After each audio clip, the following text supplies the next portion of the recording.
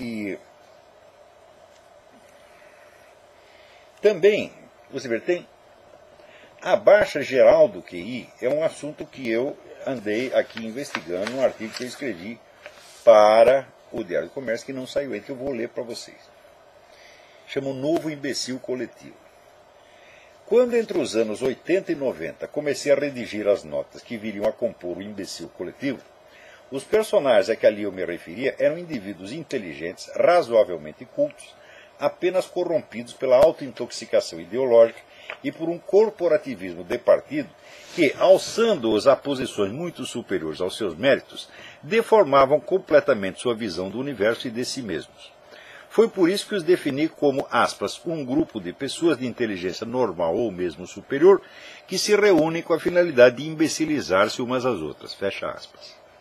Essa definição já não se aplica aos novos tagarelas e opinadores que atuam sobretudo através da internet e que hoje estão entre os 20 e 40 anos de idade.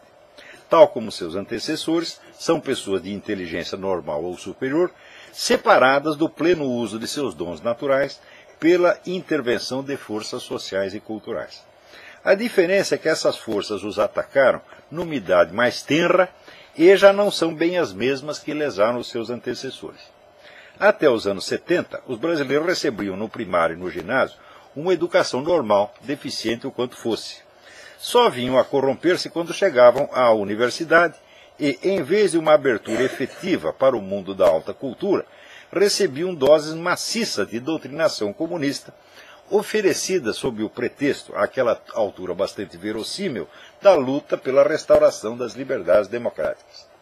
A pressão do ambiente, a imposição do vocabulário e o controle altamente seletivo dos temas e da bibliografia faziam com que a aquisição do status de brasileiro culto se identificasse na mente de cada estudante com a absorção do estilo esquerdista de pensar, de sentir e de ser. Na verdade, nada mais que um conjunto de cacoetes mentais. O trabalho dos professores doutrinadores era complementado pela grande mídia, que, então já amplamente dominada por ativistas e simpatizantes de esquerda, envolvia os intelectuais e artistas da sua preferência ideológica numa aura de prestígio sublime, ao mesmo tempo que jogava na lata de lixo do esquecimento os escritores e pensadores considerados inconvenientes, exceto quando podiam explorá-los como exceções e sua própria raridade e exotismo confirmavam a regra. Você vê, tipos exóticos, por exemplo, Nelson Rodrigues e Paulo Francis não conseguiam esconder. Então eles retratavam aqueles caras que eram exceções que confirmavam a regra. Eram tipos extravagantes. Né? Agora, quando o sujeito nada tinha de extravagante, era o sujeito normal e um grande escritor, e fosse conservador, daí eles sumiam como fizeram com Gustavo Corsão. Desapareceram com o Corsão. Não tinha como reaproveitá-lo, não tinha como fazer dele o palhaço do circo, tá entendendo? Como fizeram com Nelson Rodrigues e Paulo Francis. Né? E outros inúmeros escritores, você vê, todos os colunistas que havia na época. Hoje do dia mesmo eu estava comentando o Nicolas Boer. Nicolas Boer era um padre húngaro que escreveu um livro, passou pelos Estados Unidos, aqui escreveu um livro importantíssimo sobre a vida do cardeal Mindszenty. Cardeal Mindszenty é aquele que ficou 20 anos em prisão domiciliar na Hungria. Né? E daí foi para o Brasil, e no Brasil se tornou um excelente analista político, escrevia semanalmente para o Estadão, dava aulas aqui na PUC, etc. Sumiram com o Nicolas Boer. Né? O Lenildo Tabosa Pessoa, também excelente comentarista político, sumiram com essa gente toda. Né? Então, bom, criada e mantida pelas universidades, pelo movimento editorial e pela mídia impressa, a atmosfera de imbecilização ideológica era, por assim dizer, um produto de luxo, só acessível às classes média e alta, deixando intacta a massa popular. A partir dos anos 80, a elite esquerdista tomou posse da educação pública, aí introduzindo o sistema de alfabetização socioconstrutivista, concebida por pedagogos esquerdistas como Emília Ferreiro, Lev Vygotsky e Paulo Freire, para implantar na mente infantil as estruturas cognitivas aptas a preparar o desenvolvimento mais ou menos espontâneo de uma cosmovisão socialista, praticamente sem necessidade de doutrinação explícita. É por isso que hoje eu sou contrário ao uso do termo doutrinação. O pessoal, vamos protestar contra a doutrinação comunista nas escolas. Falo, não há mais doutrinação, não precisa. Nós passamos por uma outra etapa. Agora a etapa, vamos dizer, da imbecilização desde a infância. Né? Do ponto de vista do aprendizado, do rendimento escolar dos alunos e, sobretudo, da alfabetização, os resultados foram catastróficos. Não há espaço aqui para explicar a coisa toda, mas, em resumidas contas, é o seguinte. Todo idioma compõe-se de uma parte mais ou menos fechada, estática, estável e mecânica, o alfabeto, a ortografia, a lista de fonemas e suas combinações, as regras básicas da morfologia e da sintaxe, e de uma parte aberta, movente e fluida, o universo inteiro dos significados, dos valores, das nuances e das intenções de discurso. A primeira aprende-se eminentemente por memorização e exercícios repetitivos. A segunda, pelo autoenriquecimento intelectual permanente, pelo acesso aos bens de alta cultura, pelo uso da inteligência comparativa crítica analítica e, last not least, pelo exercício das habilidades pessoais de comunicação e expressão. Sem o domínio adequado da primeira parte, é impossível orientar-se na segunda. Seria como saltar e dançar antes de ter aprendido a andar. É exatamente essa inversão que o socioconstrutivismo impõe aos alunos, pretendendo que participem ativamente e até criativamente do universo da cultura, antes de ter os instrumentos de base necessários à articulação verbal de seus pensamentos, percepções e estados interiores. O socioconstrutivismo mistura a alfabetização com a aquisição de conteúdos, com a socialização e até com o exercício da reflexão crítica, tornando o processo enormemente complicado e, no caminho, negligenciando a aquisição das habilidades fonético-silábicas elementares, sem as quais ninguém pode chegar a um domínio suficiente da linguagem. Agora, você veja, o pessoal comunista é safado mesmo, porque eles, no Ocidente, eles espalham esse socioconstrutivismo e criam uma devastação geral. Você acha que eles adotam isso no país deles? Na China não tem socioconstrutivismo nenhum, meu filho. Você vai lá, aprende as sílabas, aprende o alfabeto e faz aquela repetição toda. E é por isso que os chineses dão de 10-0 nos outros em todos os testes internacionais, porque ainda aprende pelo método antigo. Você vê, na França acabam de banir o socioconstrutivismo depois de 30 anos de devastação. O negócio, um dos países onde a coisa primeiro se disseminou foi lá, graças àquele infeliz do Jean Piaget, tá certo? Que o Jean Piaget é um dos cretinos mais sofisticados do universo. Quer dizer, esse é um homem, vamos dizer, de inteligência superior para tudo, exceto para a realidade. Ele entende tudo ao contrário. Era no Jardim das Aflições, eu escrevi lá umas 5 páginas de comentários do Jean Piaget. Leiam aquilo, você vê. Assim, é uma coisa que é tão imbecil o que ele diz, mas tão, não é possível um psicólogo falar uma coisa dessa. Né? Então, graças ao Jean Piaget, que fez muito sucesso, ele não é francês, ele é suíço, mas fez um enorme sucesso na França, adotaram a merda do socioconstrutivismo e fizeram 3 gerações de analfabetos. Então agora, finalmente, o governo francês falou, para, vamos mudar, vamos voltar ao método chinês aqui, né? Vai aprender o alfabeto, as sílabas, divisão de sílabas, vai aprender tabuada, né? Para ver se ainda dá para salvar alguma coisa. Então, o produto dessa monstruosidade pedagógica são estudantes que chegam ao mestrado e ao doutorado sem conhecimentos mínimos de ortografia e com uma reduzida capacidade de articular experiência e linguagem. Na universidade aprendem a macaquear o jargão de uma ou várias especialidades acadêmicas que, na falta de um domínio razoável da língua geral e literária, compreendem de maneira coisificada, quase fetichista, permanecendo quase sempre insensíveis às nuances de sentido e incapazes de aprender na prática a diferença entre um conceito e uma figura de linguagem. Em geral, não tem sequer o senso da forma, seja no que leem, seja no que escrevem. Olha, você pode fazer um exercício. Cada artigo meu que eu escrevo, ele tem uma forma. Né? Eu desenvolvo aquilo como se fosse, vamos dizer, um tema musical que você está desenvolvendo até chegar no ponto final. Esse senso da forma é absolutamente essencial, tá certo? Na literatura em geral e até, vamos dizer, no jornalismo de certa qualidade. Não para uma simples reportagem, mas para artigo, para comentário. O artigo comentário tem que ter já uma qualidade literária, tá certo? A mais, né? Mesmo nas reportagens, você tem o senso da forma, você tem a estrutura do texto. Hoje em dia as pessoas escrevem que não tem estrutura. Você lê lá, você lê o Júlio Lemos, você lê o Adriano Corrêa, não tem estrutura, aquela coisa não tem forma, pô. No máximo é assim, é uma coisa mecânica, vai justapondo um parágrafo, outro parágrafo, outro parágrafo. Eu digo, bom, é o máximo que conseguiu fazer. Agora, eu me lembro, por exemplo, quando começou no jornalismo, você tinha a ideia da estrutura em pirâmide. Quer dizer, você tem que colocar, né, a parte central da notícia em cima. E daí você vai desdobrando. Né? Então a coisa tem uma ordem. Tá certo? Você também podia fazer.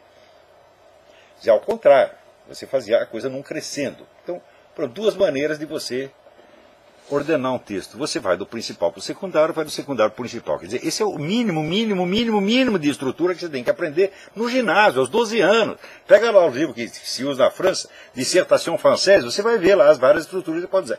Esse pessoal chega à universidade, vira professor e não tem ideia da estrutura de um texto. É? Se for um texto maior, então, eu digo, ah, meu Deus do céu. É? Ora, o Bruno Tolentino, quando ele leu o Jardim das Aflições, ele imediatamente percebeu que havia uma estrutura de tipo espiral, sinuosa, tá certo? E ele disse, isto parece a estrutura de composição da Sinfonia dos Sibelius, Jan Sibelius. Exatamente, você pegou. É? Agora, eu duvido que a pessoa consiga pegar isto no livro Jardim das Aflições, não percebem. É só percebe frase por frase. É? Então, não pega estrutura nem no que lê e nem no que escreve. São todos assim. É? Então, quando aparece um livro escrito em português, não estou falando só da correção gramatical. Exigir a correção gramatical já é quase excessivo no Brasil. É autoritário. Né? Ah, você está querendo que eu escreva na ortografia correta? Coisa mais, né, mais patriarcal. Né? Então, agora uma coisa com qualidade literária, que tem uma música interna, tá certo? Não a música evidente que soa aos ouvidos, mas a música da forma. Olha, eu sei algumas pessoas que têm isto. O Zé Carlos Zamboni tem isto. Né? O Yuri Vieira tem isto. O Rodrigo Gurgel, que mandou um livro excelente de crítica literária, que até sumiu aqui, estava por aqui esses dias mesmo. Porra, tudo some nesta bosta. Aqui. E o Ângelo Monteiro, aqui, que publicou esse livro maravilhoso, né, de ensaios, Arte ou Desastre, também teve. Só que o Ângelo Monteiro não conta, porque o Ângelo Monteiro já é da outra geração. O Ângelo Monteiro é mais velho que eu. Tá certo? Agora, do pessoal novo, eu digo, sobrou aí 3 ou 4. Mesmo o Rodrigo Gurgel já é um homem de cabelo branco. Então eu falei, também não conta. Agora, esse pessoal que está entre 20 e 40, eu digo, porra, é incrível. Os caras não sabem ortografia. E não tem sequer o senso da forma, nem naquilo que leem, nem naquilo que escrevem. Né? Por exemplo, o pessoal manda muito poema aqui. Porque quando mando um que eu vejo que tem o senso da forma, ele é capaz de pegar a musicalidade, ele tem ouvido. Por exemplo, o Felipe Moura Brasil mandou aqui um soneto. Eu digo, porra, o cara sabe fazer um soneto. Quem mais? A menina que mandou um soneto? Pô, agora esqueci, olha que injustiça. Próximo programa eu digo, a menina mandou um soneto e fala, pô, eles têm ouvido. Então, você, por exemplo, soneto tem um certo número de sílabas. Não adianta nem você contar no dedo. Aí você conta no dedo, mas não dá certo. Eu digo, mas o que importa não é o dedo, é o ouvido. Os caras não têm ouvido, porra. Né? Então, por quê? Porque não fizeram o beabá. Né? Não aprenderam assim, a soletrar, você tá entendendo? E dividir sílaba. Não sabem nem contar a sílaba. Então, isso é um desastre assim, pedagógico, como nunca aconteceu no mundo, porque são milhões e milhões e milhões de pessoas. Tem alguns que, graças a Deus, no Brasil, as reformas não são implantadas com muita velocidade, às vezes demora. Então tem gente que ainda, professor do interior, que ainda ensina pelo método antigo. Eu estava conversando com o Alessandro Cota, que ele disse, não, eu não aprendi pelo sócio-construtivismo, ainda aprendi pelo antigo. Falo, mas é por isso que o Alessandro Cota é um homem de cultura, meu Deus do céu, que é capaz de entender o que lê. Ela pergunta, o nome da menina é Tânia, não sei quem foi. Porra, desculpa. Eu vou ver aqui, mas a menina escreve uns sonetos perfeitos. Eu recomendei aos meus alunos, falo, se vocês querem escrever poesia, então vocês se exercitem nas formas fixas primeiro. Né? Vocês façam alexandrinos, vocês façam redondilhas, e sigam aqui os modelos fixos. Tá certo? Depois que você aprendeu o modelo fixo, você incorporou, né, a música do negócio, pegou o ritmo, pegou a contagem, né? Aí sim, você se exercita no Verso livre. Muitas vezes verso livre não é livro. Eu já expliquei para que vocês façam essa experiência. Aqueles que leem inglês, leem T.S. Eliot. Tá? Ver os versos livres do T.S. Eliot não são versos livres. Ele fazia uma sacanagem. Ele escrevia em inglês usando métrica francesa. Que em inglês você conta só as sílabas tônicas. Então você tem verso de 3, 4, 5 sílabas. Mas nas línguas latinas você conta todas as sílabas. Certo? Então tem verso de 7 sílabas, 10 sílabas, 11 sílabas, 12 sílabas. Né? E o Eliot usava a métrica francesa. Quer dizer, você vai entender... Quando você lê aquilo, você fala, como é possível? Um verso livre, que aparentemente não tem métrica nenhuma, como é que tem tanta música? Está aí o truque. Tem métrica, sim. Tem. Se você lê o Zé Geraldo Vieira, aquele maravilhoso romancista brasileiro, ele tem páginas e páginas e páginas de prosa onde está tudo rigorosamente metrificado. É? Então você lê e fala, que beleza, que coisa mais musical, que coisa linda. Eu digo, mas aparentemente é prosa, mas na verdade é poesia. Tá certo? Então, dizer, não tem jeito de você treinar na poesia, você pegar a música da poesia, se você não sabe contar sílaba, porra. Né? E se você aprendeu pelo sócio-construtivismo, contar sílaba para você nem sabe que isso existe. Né? Você está lá fazendo a sua criatividade, a sua autoexpressão, né?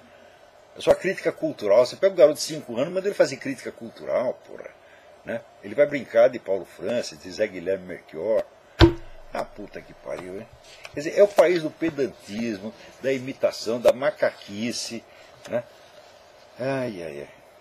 Bom, daí termina assim. Aplicado em escala nacional, o sócio-construtivismo resultou numa espetacular democratização da inépcia, que hoje se distribui mais ou menos equitativamente entre todos os jovens brasileiros, estudantes ou diplomados, sem distinções de credo ou de ideologia. O novo imbecil coletivo, ao contrário do antigo, não tem carteirinha de partido. Isso quer dizer que a turma da direita, conservadora, padece dos mesmos problemas. Antigamente a imbecilização era só ideológica e começava na universidade. Não, agora a imbecilização não está no conteúdo, está na forma da linguagem mesmo, e começa já na infância, pô. Então ninguém escapa. Então, as pessoas não sabem escrever e não sabem que não sabem. Então os caras chegam a ter diploma de filologia, diploma de letras, mas você vê que o cara não tem o senso da forma literária. E não dá para a gente explicar para ele o que é. Só se fizer o desgraçado contar a sílaba, conta, tá vendo como está dando errado? Né? Alguns percebem, outros nem assim. Então, o que adianta discutir com essas pessoas? Eu não posso, no curso de uma discussão, curar o sujeito. Tem uma deficiência mental. Porque isso aqui cria um problema neurológico, meu filho. Eu não posso curar você no curso de uma discussão. Então, eu não posso provar as coisas que eu estou dizendo, porque você não tem capacidade de você apreender o que eu estou dizendo. Você vai entender outra coisa, no outro nível, fazer uma confusão dos diabos, e vai ficar muito brabo com o que eu estou falando. E as pessoas sempre ficam brabinhas. Então, discutir não dá. Curar você também não dá. Então, o que eu posso fazer? Posso mandar você tomar no cu. Por que eu faço isso? Porque daí talvez você fique chocado, e daí a sua raiva aumenta. Quando a sua raiva aumenta, tá certo? Você entra num estado, né, de crise existencial. E talvez na crise existencial você diga, opa, talvez o errado seja eu, talvez eu deva tentar. Né? Não mudar de ideia, não estou querendo mudar a sua opinião, desgraçado. Eu estou querendo que você entre num plano de normalidade humana, porra, de sanidade. Tipo, seja feliz e não enche o saco. É isso que eu quero. Né?